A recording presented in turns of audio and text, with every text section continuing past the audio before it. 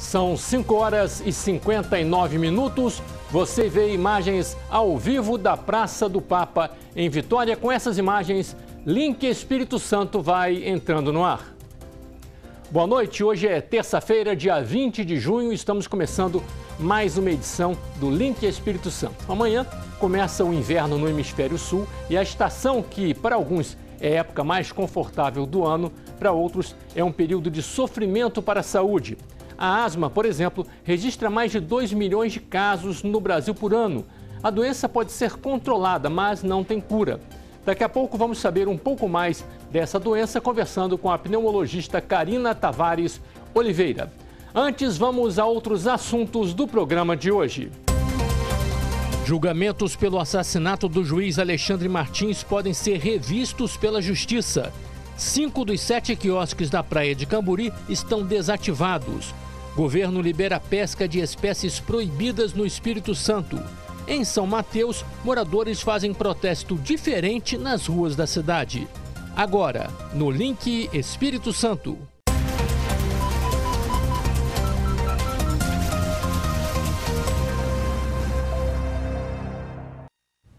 Na enquete de hoje, o tema é a proposta para se mudar o tempo de uma partida de futebol.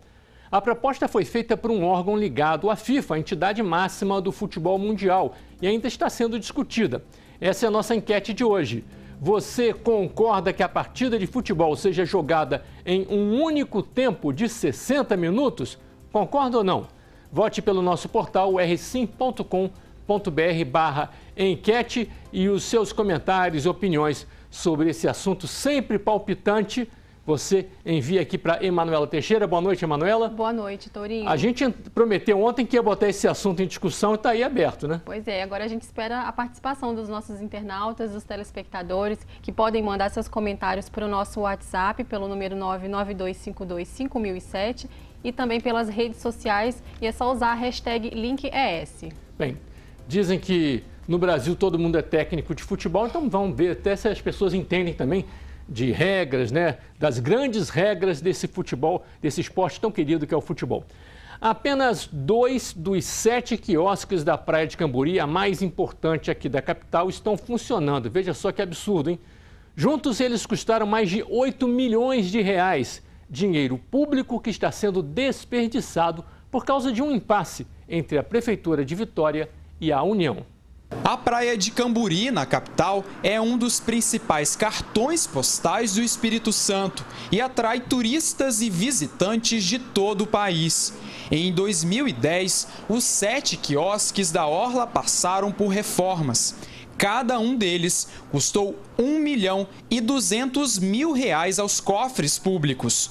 Mas hoje, apenas 2 quiosques estão funcionando. E o motivo é o valor do aluguel, que parte de R$11.000 por mês. A tristeza é de ver dinheiro público investido, como em tudo nesse país, que você não consegue ver um retorno, né? Apesar das boas intenções, mas falta de repente planejamento, né? Um estudo de qualificação do local para receber um comércio. Apenas o K1 e o K4 estão funcionando. O K2 é utilizado pela Secretaria Municipal de Esportes e Lazer para oferta de atividades à população. No K6 funciona um posto de atendimento turístico. Fomos informados de que a energia do K3 estava cortada. No K5, encontramos este aviso, que dizia que o local estava em reforma e será reaberto em breve. Já o K7 está completamente abandonado e com a estrutura danificada. O local serve de abrigo para moradores de rua. A praia é linda, né? Os quiosques foram bem feitos, gastou uma nota, se não me engano, mais de R$1 milhão por cada quiosque. E o pessoal não pode usufruir, está virando moradia de gente. A Josiane caminha aqui também 2 vezes à noite.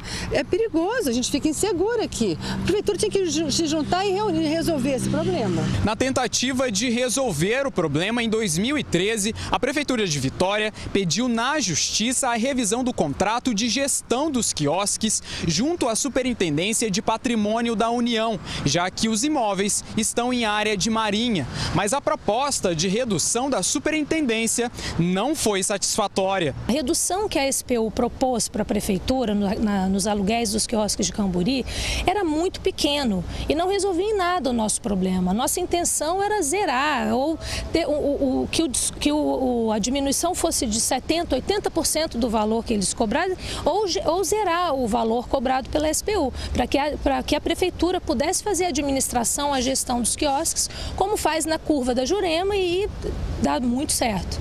A União não informou qual foi o valor da redução. Desde dezembro de 2015, a Prefeitura aguarda a publicação de um termo de adesão do Ministério do Planejamento, que entrega a gestão das praias aos municípios. Esse termo será publicado no site do Ministério do Planejamento e assinado entre a SPU do Estado e as prefeituras, e passa a gestão das praias para as prefeituras, o que soluciona o nosso problema, por exemplo, em Camburi. Enquanto isso, quem frequenta a orla lamenta o desperdício de dinheiro público. A gente acha um desperdício, né? A gente não consegue aproveitar, o pessoal que não consegue ganhar dinheiro também com isso, então acho que é uma situação que podia ser resolvida, né? Esses quiosques da praia de Camburi dão dor de cabeça desde a época da construção. 8 milhões pelo total da obra, com poucos quiosques, né? 6 quiosques, né? 7 quiosques, né? É um absurdo e aquilo tinha que ser melhor explicado. Em nota, o Ministério do Planejamento disse que o termo de adesão para a transferência da gestão das praias urbanas para os municípios, aí incluindo os quiosques, está em análise final na Secretaria de Patrimônio da União. A previsão é de que ele seja concluído no segundo semestre. A primeira Câmara Criminal do Tribunal de Justiça do Espírito Santo analisa amanhã 2 recursos relacionados ao caso do juiz Alexandre Martins. O juiz foi assassinado em março de 2003. Ele integrava uma força-tarefa que investigava o crime organizado aqui no Espírito Santo. O primeiro recurso que será analisado é do Ministério Público, que pede um novo julgamento para Cláudio Luiz Andrade Batista, o Calu. Ele foi absolvido por unanimidade da acusação de ter sido um dos mandantes da morte do juiz. O júri popular aconteceu em agosto de 2015. O segundo recurso é da defesa do coronel da reserva da Polícia Militar, Walter Ferreira, que foi condenado no mesmo julgamento a 23 anos de prisão em regime fechado pelo mando do crime. Os advogados do coronel Ferreira pedem que o julgamento seja anulado por entenderem que uma testemunha supostamente impedida foi ouvida e ainda que a condenação não encontra amparo em nenhum elemento de prova. Alexandre Martins foi assassinado a tiros em frente à academia que frequentava em Itapuã, Vila Velha. Os executores e os intermediários do crime já foram julgados e condenados. O julgamento do coronel Ferreira e de Calu foi o mais longo da história do Espírito Santo. Durou 7 dias. Amanhã, a sessão para analisar os recursos será pública e acontece a partir das 2 da tarde no Salão Pleno do Tribunal de Justiça. O Ministério do Meio Ambiente publicou uma portaria liberando por mais um ano a pesca e a comercialização de 132 espécies de peixes que estavam proibidas em todo o Brasil. 15 delas são as mais pescadas e consumidas no Espírito Santo. A lista inclui, por exemplo, o badejo e a garoupa. Cerca de 60 mil famílias que vivem direta ou indiretamente da pesca aqui no estado estavam sendo prejudicadas com a proibição, que tem como objetivo proteger espécies ameaçadas de extinção. Estudos técnicos devem ser feitos para avaliar a situação de cada espécie no nosso litoral. Vamos agora para o intervalo. No próximo bloco vamos falar sobre a asma. Você sabe como essa doença se manifesta e como você pode se proteger? Agora são 6h08 e temos imagens ao vivo da Avenida Beira Mar, aqui em Vitória. Link Espírito Santo ligado em você.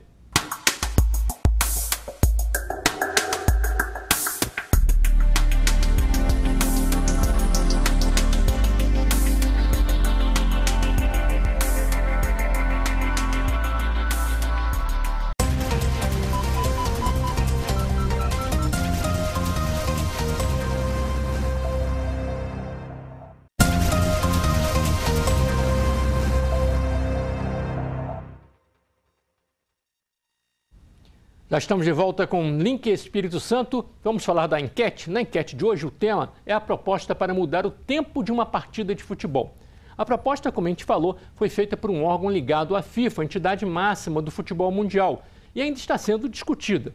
Essa é a nossa pergunta, então. A gente quer saber se você concorda que a partida de futebol seja jogada em um tempo único de 60 minutos. Não teria nem primeiro tempo, nem segundo tempo. 60 minutos direto e sempre descontando o tempo quando a bola saísse de campo. Toda parada descontava o tempo e isso impediria, segundo esse órgão, a cera, inclusive, né? Seriam 60 minutos livre de futebol.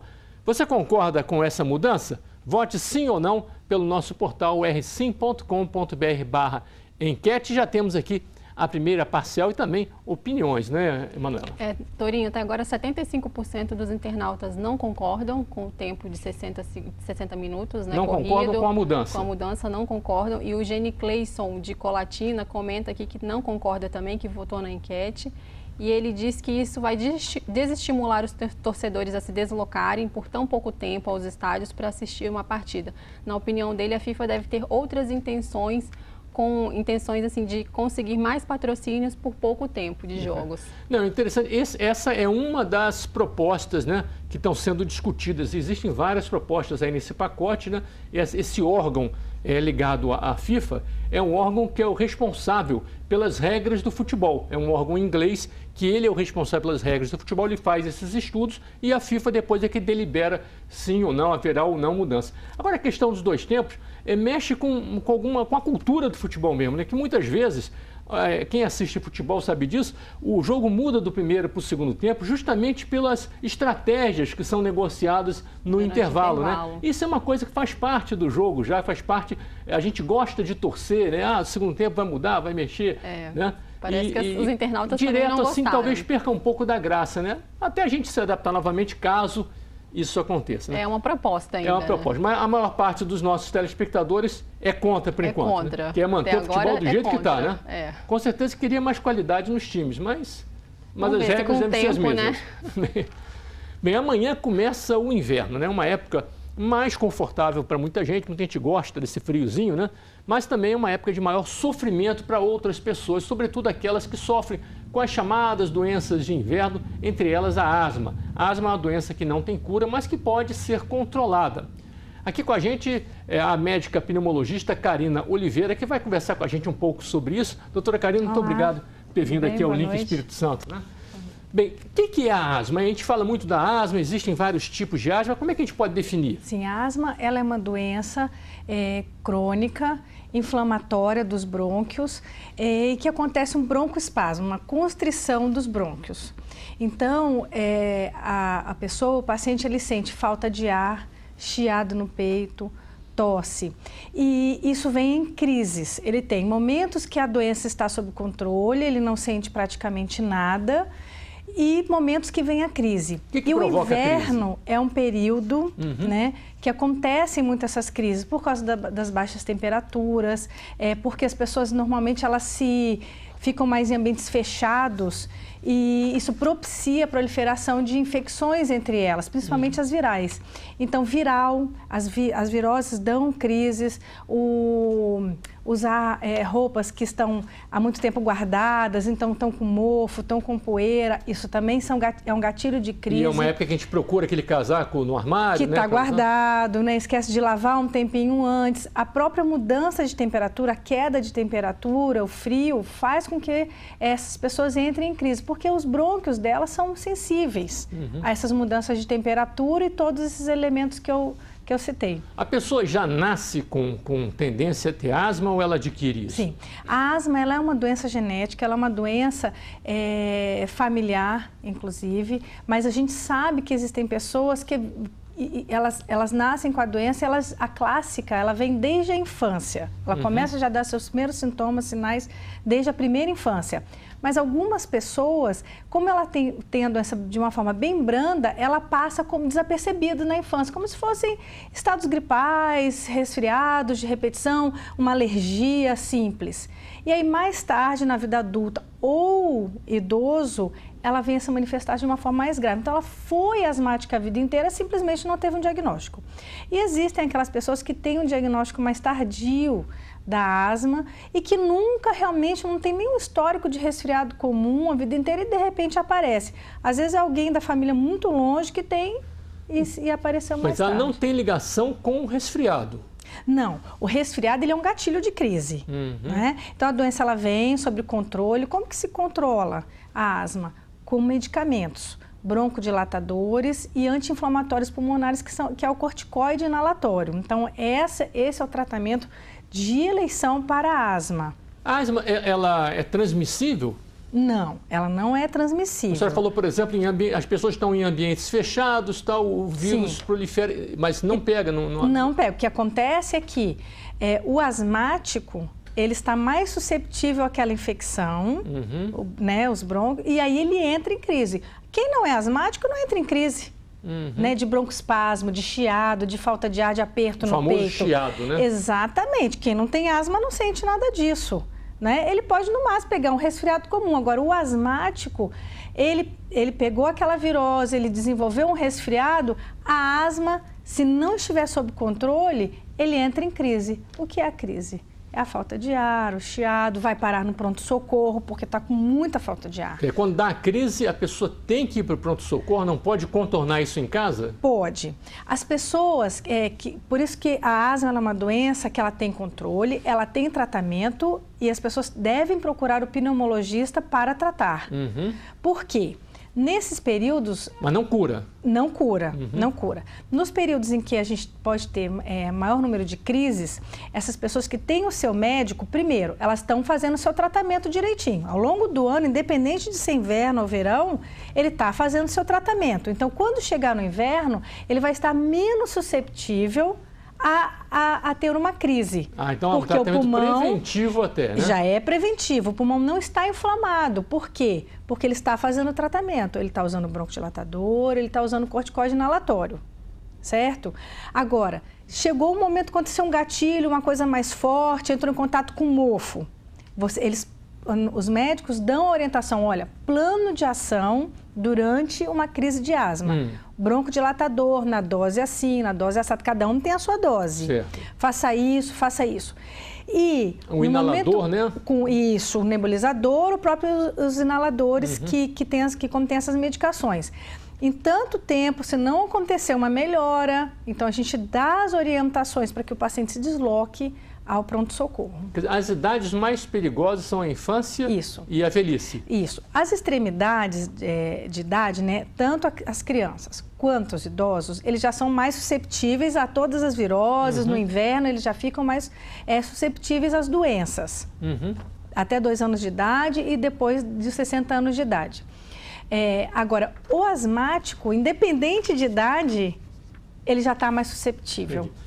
Eu tenho mais algumas perguntas para fazer para a senhora, vamos deixar para daqui a pouquinho depois do intervalo. A gente continua essa conversa no próximo bloco e ainda hoje temos as notícias de outras regiões do estado. Agora são 6h20 e as imagens que você vê aí ao vivo são do Trevo de Goiabeiras. Link Espírito Santo ligado em você.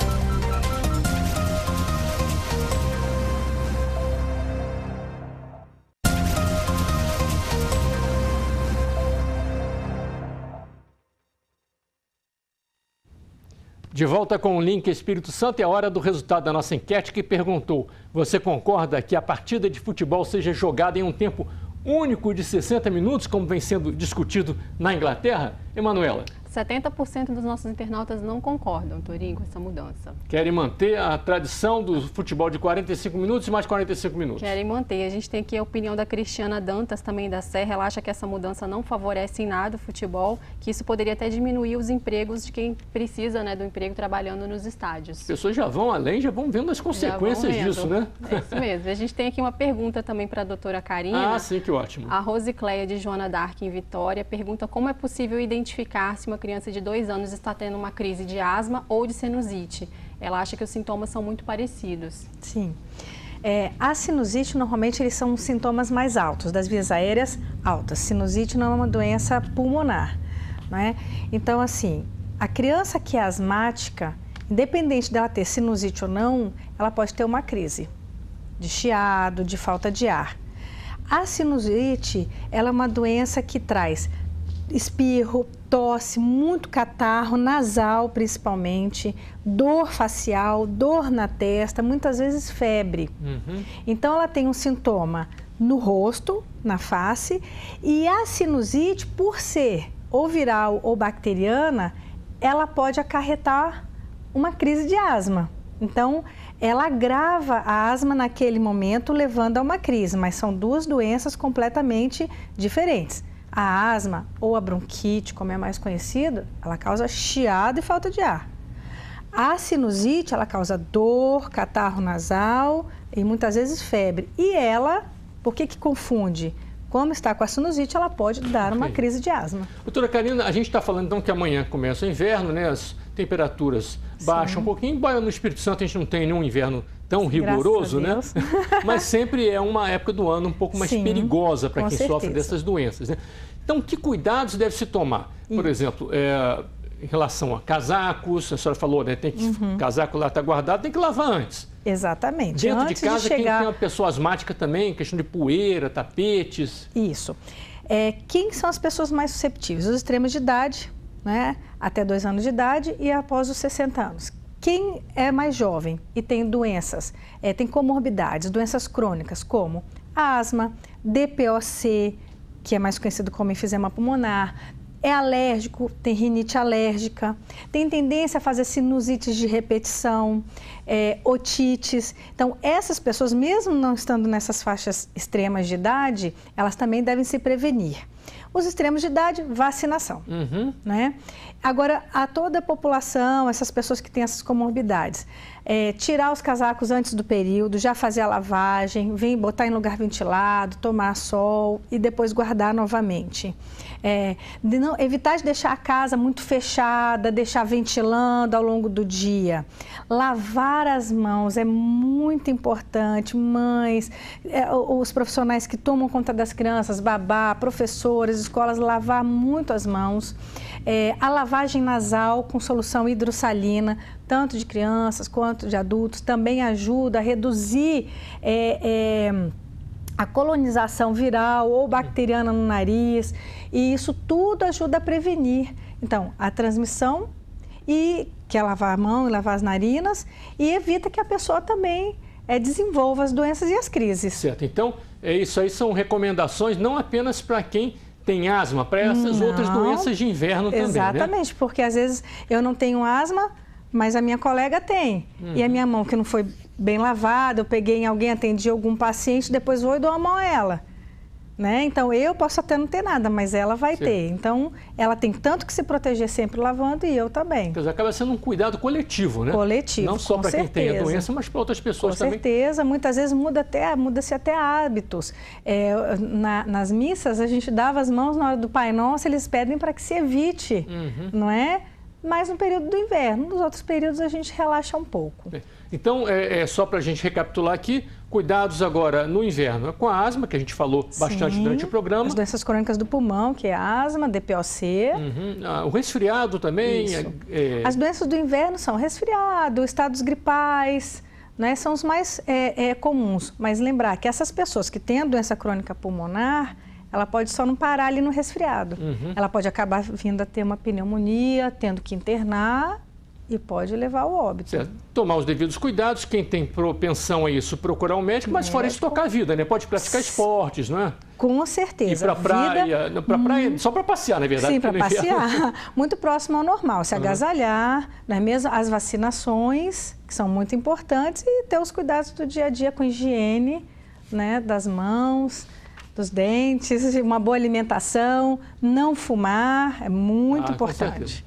Tá certo. Conversamos aqui com a doutora Karina Tavares, que é pneumologista, e falou para a gente sobre os cuidados com as doenças de inverno e, sobretudo, com a asma. Doutora Karina, obrigado pela presença, pelas explicações, por essa consulta. Muito obrigada. Eu que agradeço. Bem, vamos agora a outras informações dessa terça-feira pelo portal rsim.com.br. Torinho, entre os destaques que a gente tem hoje no portal é que a Comissão de Assuntos Sociais do Senado rejeitou o relatório sobre a reforma trabalhista, hoje de autoria do senador Ricardo Ferraço. É mais uma das comissões, né? Mais uma que passou agora. Tem um trâmite agora. E segue outras comissões ainda e depois vai para o plenário, né? E depois vai para o plenário. Então, o relatório teve 10 votos contrários e 9 a favor. E no lugar do parecer de Ferraço, durante muita discussão, a comissão aprovou um texto alternativo do senador Paulo Paim, do PT, que recomenda a rejeição integral da reforma, que agora vai seguir para a Comissão de Constituição e Justiça. A reportagem completa lá no portal RSIM também. Ok. E outra notícia também que é destaque são os novos dados divulgados pelo CAGED sobre geração de emprego no país e aqui no Espírito Santo também. E os dados são positivos para o Estado. Que bom, hein? O Espírito Santo fechou o mês de maio com saldo positivo, registrando mais de 4.000 novos empregos e teve o quarto melhor resultado do país. O crescimento do mercado capixaba, mercado de trabalho capixaba foi impulsionado pelos setores de agropecuária, construção civil e também serviços industriais. Quer dizer, a crise não passou, mas são sinais de que as coisas podem melhorar, né? Aos poucos. E a reportagem completa com todos os dados está lá no portal rsim.com.br. Ok, obrigado, Emanuela. Obrigada, Torinho. A seguir, a gente faz um giro pelo estado com as notícias que foram destaque nessa terça-feira em todas as regiões. Agora são 6h30 e as imagens ao vivo são da Avenida Américo Boaz. Link Espírito Santo ligado em você.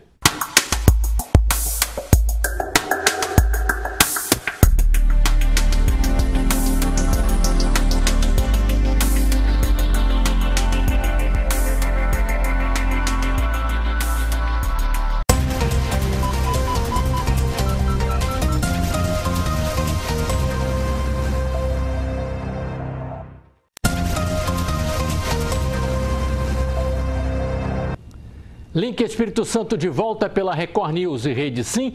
E vamos agora às nossas notícias de todo o estado com a nossa rede de correspondentes.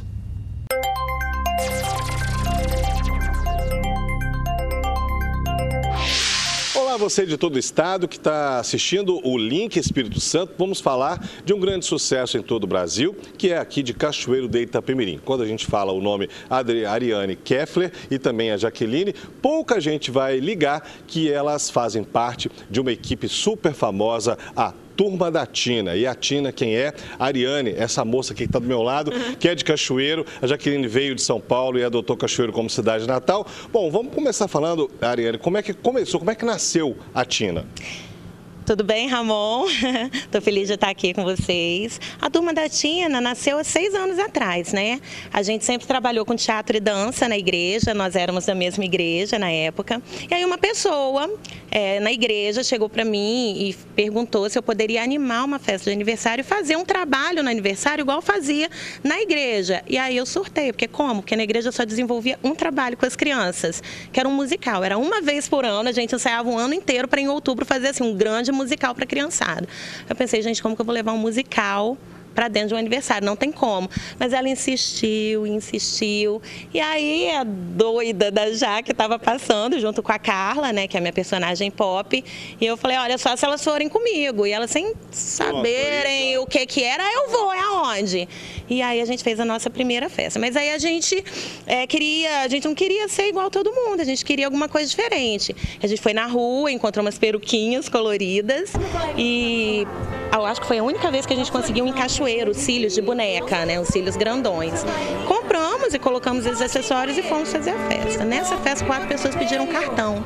E aí elas ficaram animadas, não vou fazer festa, vou fazer festa, meu Deus. Sabe que parece que tem algo promissor aí, né? Com certeza, e foi daí em diante que a gente conseguiu entrar no mercado de Cachoeiro. Bom, fala pra gente dos troféus, os Oscars que vocês ganharam. Ano passado você já ganhou um Oscar em São Paulo, né? Conta do evento, o que é o evento e do ano passado, o primeiro Oscar. Ok. O ENAI é o Encontro Nacional de Animadores Infantis. Ele acontece há 10 anos, só que eu não sabia, né? Eu senti uma necessidade muito grande, aí entra a questão dos bastidores, né? Noites e noites, porque eu só produzo de madrugada, sabe? Eu pesquisando, criando, compondo, eu pensando, gente, tinha que ter um evento de animação, de recreação, e fui para a internet buscar e descobri que tinha um encontro nacional, o maior encontro de animadores do Brasil. Falei, meu Deus, descobri em janeiro, o encontro era em maio. Eu falei, eu vou, né? Fiz minha inscrição rapidinho, mandei meu material, porque tem que enviar um material também. E eu fui lá no ENAI, que são 5 dias, né, com profissionais de todo o Brasil, ele é organizado por Marcel Maresca e Silene Gomes. Silene Gomes, que é a tia Docinho, de Brasília, e o Marcel de São Paulo.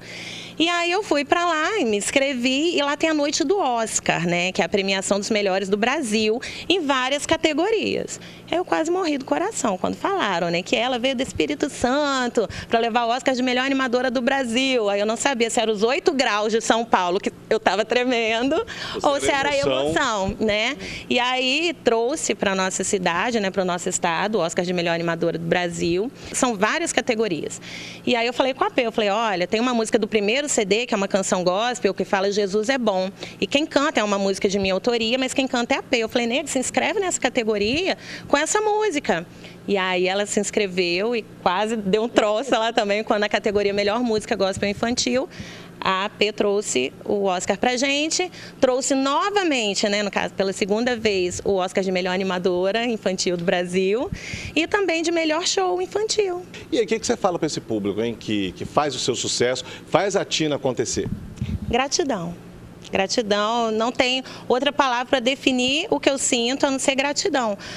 A gente faz muita festa, que às vezes de um ano para o outro a criança desenvolve muito rápido, né? Então, assim, nesses 6 anos tem crianças que me acompanham 1 ano, a 1 semana, e tem aquelas que tem 6 anos acompanhando, que hoje, assim, são mocinhas, são rapazinhos, mas que às vezes, tá com 12 anos, não vai pular com a Tina, né? Tem essa coisa, assim, já tô rapazinho. Mas quando vê pulando o pescoço, abraça, Tina, né? Então tem um carinho que não tem dinheiro que pague, Ramon. É a gratidão. Hoje a turma da Tina tem alcançado algumas coisas, graças a Deus, que a gente, claro, não alcançaria se a gente tivesse todo o dinheiro do mundo e não tivesse o carinho, né, tanto das pessoas que nos acompanham, quanto se a gente não colocasse nosso coração nisso. Porque tudo que a gente faz com tanto gosto, com tanto amor, e esse amor é reconhecido, porque vários pais, quando a gente faz show também, nossa, dá pra ver que assim emana um amor de vocês, porque a gente ama o que a gente faz, né? E o que eu tenho para falar é gratidão. Gratidão a Deus pelo que Ele tem nos concedido,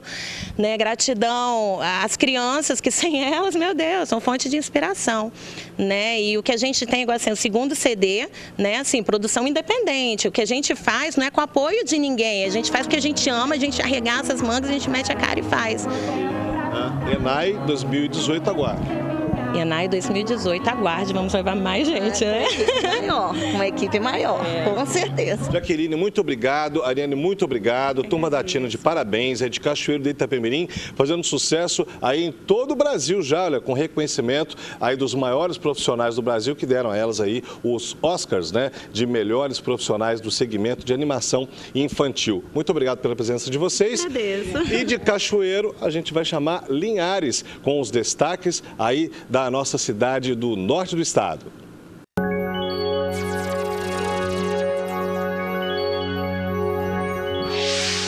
Três pessoas suspeitas de controlar o tráfico de drogas na região do Contorno, no bairro Araçá, aqui em Linhares, foram detidas pela Polícia Militar na noite desta segunda-feira.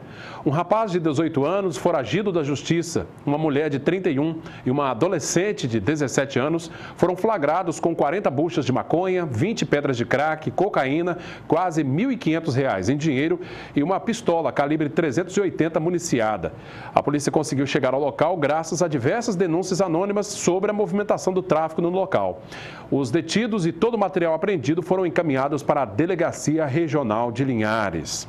E o prefeito de Jaguaré, Rogério Feitani, afastado do cargo por ordem da Justiça, foi denunciado pelo Ministério Público Estadual por associação criminosa para a prática de fraudes a licitações, corrupção ativa e passiva.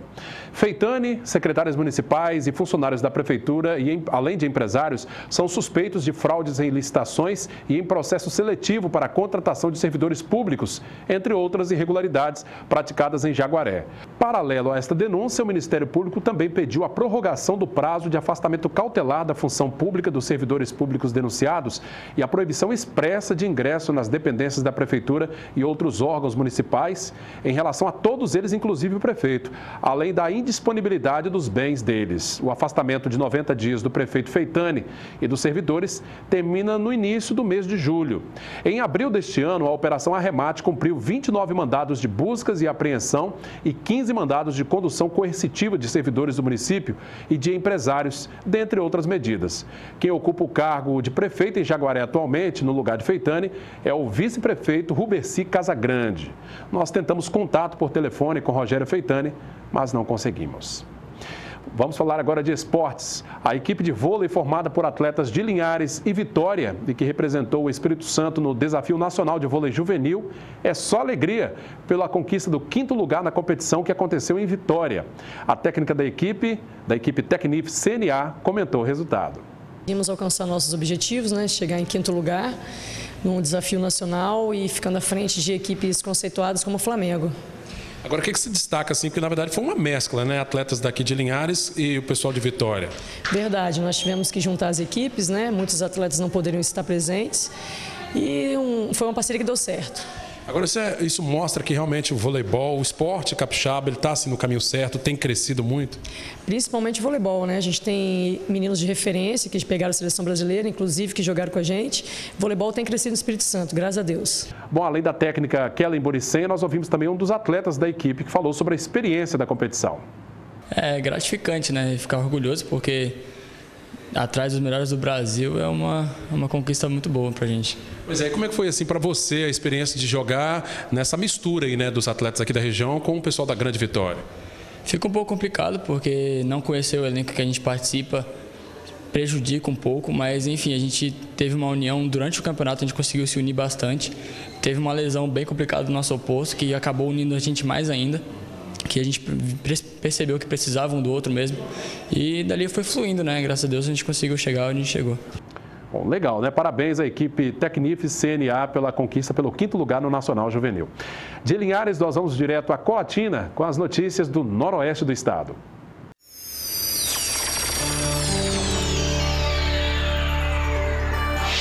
Aqui em Colatina, como em praticamente todo o Brasil, muito se fala na situação econômica do país. E em tempos de crise, saber administrar o seu dinheiro já é um ótimo negócio. Mas isso é uma dificuldade para muita gente. Muito se ouve falar em crise, tempos difíceis em vários setores. A vida financeira começa a apertar.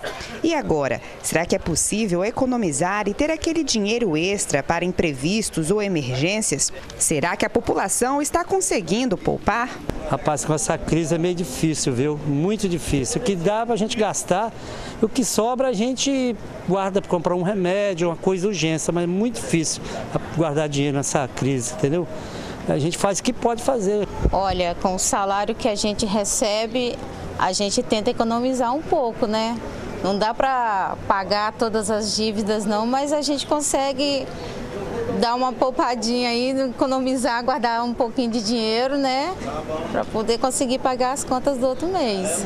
Não ter dinheiro para comprar nada, viver no cheque especial e não conseguir poupar. É a realidade de muitos brasileiros. E isso pode ser fruto de erros básicos ao lidar com o dinheiro. Com um pouco mais de atenção e algumas mudanças no comportamento, é possível sim guardar um dinheirinho e também arrumar a vida financeira. É o que diz esta economista. Ela alerta para a importância de ter um planejamento para as finanças.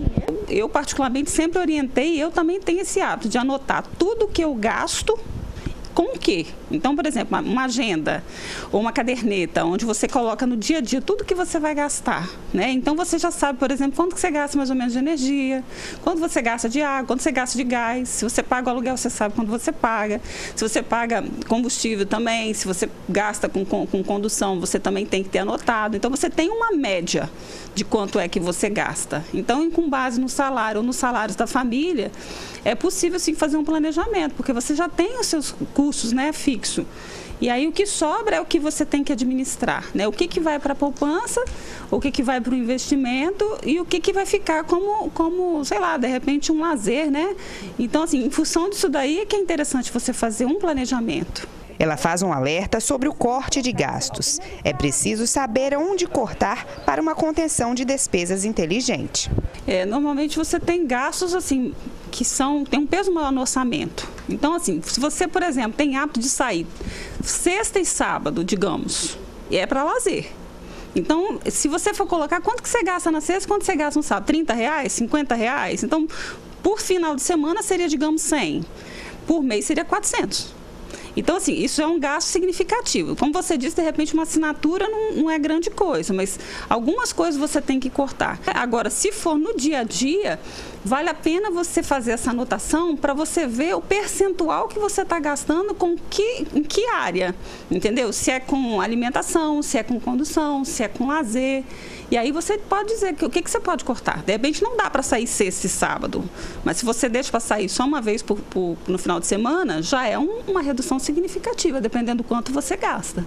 Quanto aos devedores, a economista garante que o melhor caminho para pagar as dívidas acumuladas é a negociação. Bom, dívida a gente sempre fala que o ideal é você procurar o seu devedor. E se você não está conseguindo honrar o que você prometeu, o que você assinou, o que você vai pagar, que você refaça, então, que você sente e pense na melhor forma de pagar. Ele provavelmente vai ter uma proposta que você possa negociar com ele, porque melhor você negociar e tentar diminuir os juros ou aumentar as parcelas, do que você ficar com uma dívida em cima de dívida, porque aí vira uma bola de neve.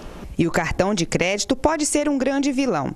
Saber usá-lo é essencial para não ficar endividado. O cartão de crédito pode ser uma armadilha, porque o cartão de crédito hoje ele é muito fácil de você conseguir, né? E as pessoas se empolgam porque naquela hora você não está mexendo com dinheiro, mas a partir do momento que chega a fatura, você tem que honrar aquilo ali. Porque se você não honrar o que está lá no total, aquilo vai entrar num crédito rotativo. E as taxas de juros de cartão de crédito são das maiores, né, que nós temos no mercado. Então, assim, as pessoas têm que controlar e têm que ser muito bem contidas com o cartão de crédito. Saber qual é a capacidade que elas podem pagar por mês com aquele cartão, porque aquilo também é uma prestação, né? Que às vezes você vai diluindo aquela dívida, divide em 2, 3 vezes no cartão, e se você não honrar, vira uma bola de neve. A Elaine faz o dever de casa financeiro e garante que consegue poupar e não ficar endividada. As finanças a gente tem que tomar cuidado, né, com aquilo que a gente compra e um pouquinho que resta do fim de mês a gente pega e guarda. Igual o cartão de crédito a gente pega e paga tudo certinho, né? Não pega aquele mínimo, tem que pegar tudo que vem, porque senão acaba sendo uma bola de neve, né? Já a Cleonice revela o segredo para ter uma vida financeira tranquila, o que muita gente já sabe, mas não pratica. Compro o suficiente daquele que o meu dinheiro dá para pagar. Dicas importantes, né, para você trabalhar com o seu dinheiro, não entrar no vermelho. E se você estiver no vermelho, tentar sair dele. Essas são as informações de Colatina e agora a gente vai direto lá para São Mateus, no norte do Espírito Santo.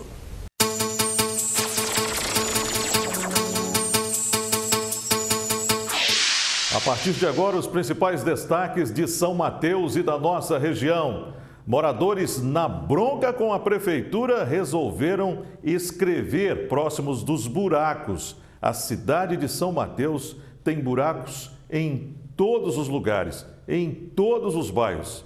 Você vai conferir nas imagens que nós vamos mostrar a partir de agora. Revoltados com o descaso da administração pública, alguns moradores resolveram protestar escrevendo frases próximo dos buracos que estão em todas as partes da cidade. Na avenida central que liga o bairro Ideal à rodovia Otovarino Duarte Santos, uma cratera atrapalha o movimento de veículos, obrigando os motoristas a usarem a contramão. Há cerca de 2 meses, os moradores tentam resolver o problema junto à prefeitura, mas sem sucesso. Nesta outra avenida importante, a Dom José Dalvide, principal ligação entre os bairros Santo Antônio e Aroeira, a situação não é diferente. Buracos por todos os lados. Velocidade reduzida se o motorista não quiser arcar com os prejuízos. O fluxo de veículos, motos e bicicletas é constante. Pessoas de 5 bairros são obrigadas a usar essa única via que dá acesso ao centro de São Mateus. E na principal avenida do centro da cidade, um bueiro sem tampa virou símbolo do protesto e mostra a situação de abandono em que se encontra o município. Da Prefeitura, temos a resposta de que o problema será resolvido na medida que as empresas vencedoras das licitações puderem atuar. Esses foram apenas alguns bairros que nós mostramos. Existem outros com problemas similares ou até piores, como é o caso do balneário de Guriri. E a população continua revoltada, cobrando agilidade por parte da administração municipal. Vamos mudar de assunto agora para falar de polícia. As últimas 24 horas em São Mateus foram registradas ocorrências de roubo em estabelecimento comercial. Roubo num armazém. Produtores rurais ficaram sem 90 sacas de café. Confira. Entre as ocorrências policiais foram registrados vários roubos em estabelecimento comercial.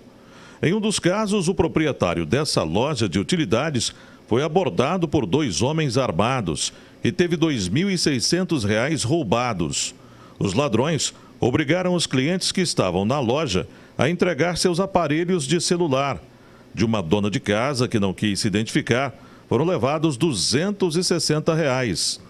A loja possui sistema de vídeo monitoramento, mas o equipamento estava desligado. E na zona rural do município, na comunidade de São Pio X, produtores rurais ficaram desolados na manhã desta segunda-feira, quando foram ao galpão onde armazenam o café. O local estava arrombado e desapareceram mais de 90 sacas, prontas para serem comercializadas. O crime está sendo investigado pela 18ª Delegacia de Polícia Civil, mas até o momento não se tem informação sobre a autoria. Secretários de Agricultura de vários municípios se reuniram nesta terça-feira em São Mateus, no Sindicato Rural, no Seminário Regional de Compras Governamentais da Agricultura Familiar. O encontro foi para discutir a ampliação da compra da produção dos agricultores familiares. Os municípios têm obrigação de adquirir apenas 30% da merenda escolar, mas têm a liberdade de aumentar esse percentual. O grande desafio aí é a gente colocar todo mundo para falar a mesma linguagem, para que essa política pública possa funcionar e a agricultura familiar ter acesso a esse recurso.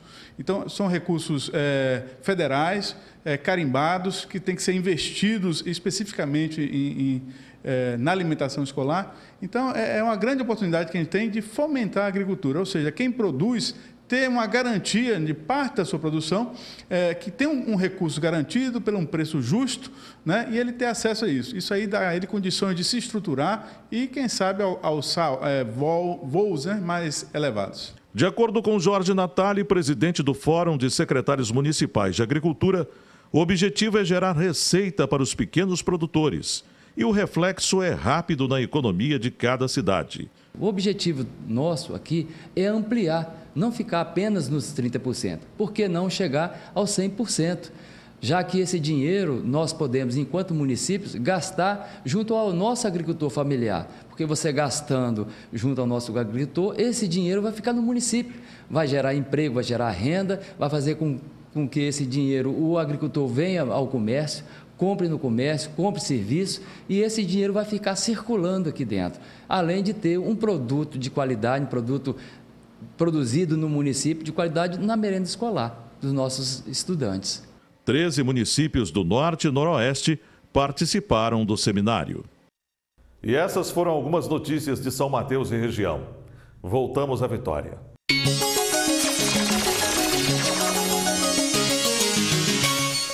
Com essas informações de todas as regiões do estado, o Link Espírito Santo dessa terça-feira está terminando. Uma boa noite para você. Record News, informação para você crescer.